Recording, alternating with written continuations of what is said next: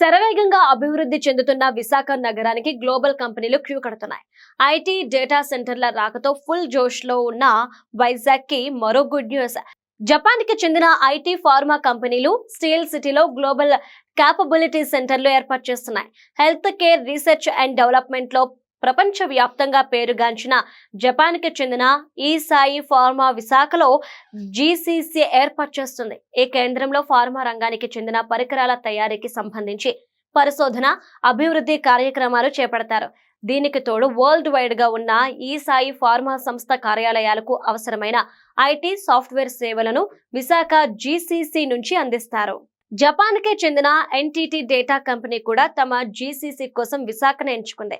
రిషికొండలోని ఎన్ఫైర్ judge భవనంలో కొంత భాగాన్ని లీజుకు తీసుకోవడానికి కంపెనీ చర్చలు జరుపుతోంది. ప్రపంచ వ్యాప్తంగా 50 దేశాల్లో విస్తరించిన NTT data digital transformation, cloud, AI, managed services విభాగాల్లో ఫార్చ్యూన్ 100 కంపెనీలకు సేవలు అందిస్తోంది. ఎన్టీటీ డేటా సంస్థ విశాఖలోని జీసీసీ ద్వారా గ్లోబల్ ఐటీ కన్సల్టెన్సీ సేవలు అందించనుంది.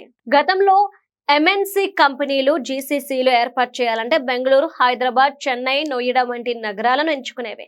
కానీ ఏపీలో కూటమి ప్రభుత్వం అధికారంలోకి వచ్చిన తర్వాత సీఎం చంద్రబాబు విజన్ పై నమ్మకం, ఐటీ మంత్రి నారా లోకేష్ ప్రొయాక్టివ్ అప్రోచ్, అలానే రాష్ట్ర ప్రభుత్వం అందిస్తున్న ప్రోత్సాహకాలతో టాప్ కంపెనీల జీసీసీలకు విశాఖ కేర్ ఆఫ్ అడ్రస్ గా మారుతుంది. గల్ఫ్ దేశాల్లో మాల్స్ బిజినెస్ కి పెట్టింది పేరైన లూలు లెమన్ కూడా విశాఖలో జీసీసీ ఏర్పాటు చేయబోతుంది. వైజాగ్ లో ఇప్పటికే లూలు మాల్ ప్రారంభమైంది.